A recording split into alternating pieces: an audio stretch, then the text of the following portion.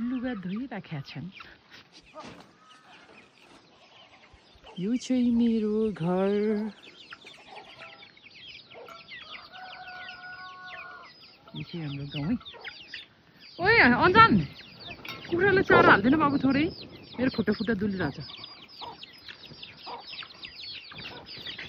ओबी कहाँ हो कि मेरो खुट्टा आउने? थोरै यहीँ राख्दै माथि कुना साइडमा है। यो चाहिँ हाम्रो काफलडाँडा गाउँ। तल देखिने चाहिँ ताकम गाउँ है। बादल लगाइरहेछ।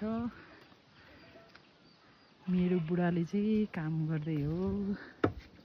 बुढो, हेलो बुढो, वाइ आर यु रिसाङ बुढो?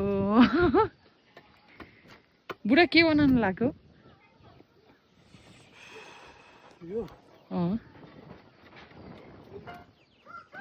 के को बेन?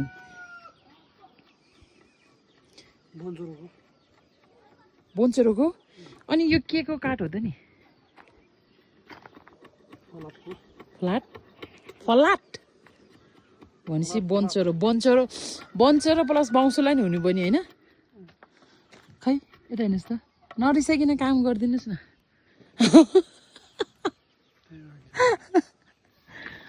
खै कति मजाले बराबर होला नि दुईतिरे बनाउने होइन र? हम एकदम मेहनत गर्थे। यस्तो लास्टै जाँगेर कि मेरो बुढो फेरि। दुइटैको एउटै भयो त अनि फेरि यसको माथि त ठुलो भयो त नि। सबै एउटै बनाउने हो?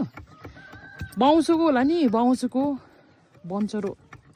पाङ पाङ एकदम वेटी रहेछ। यसलाई चाहिँ सुकाएर हल्का बनाउने होला। अनि यो चाहिँ के बनाउने हो? यो चाहिँ के बनाउने त? यो चाहिँ के बनाउने हो?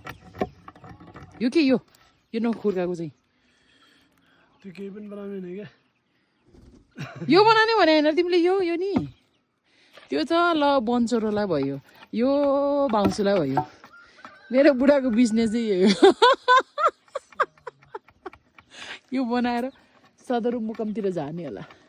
एउटा कति पर्छ बेच्ने हो नि? भन न बुढा, कति पर्छ? 40 रुपियाँ?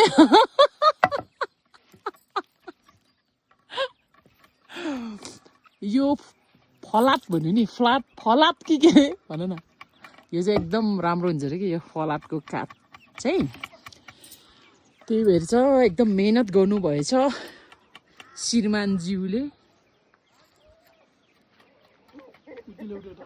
कुन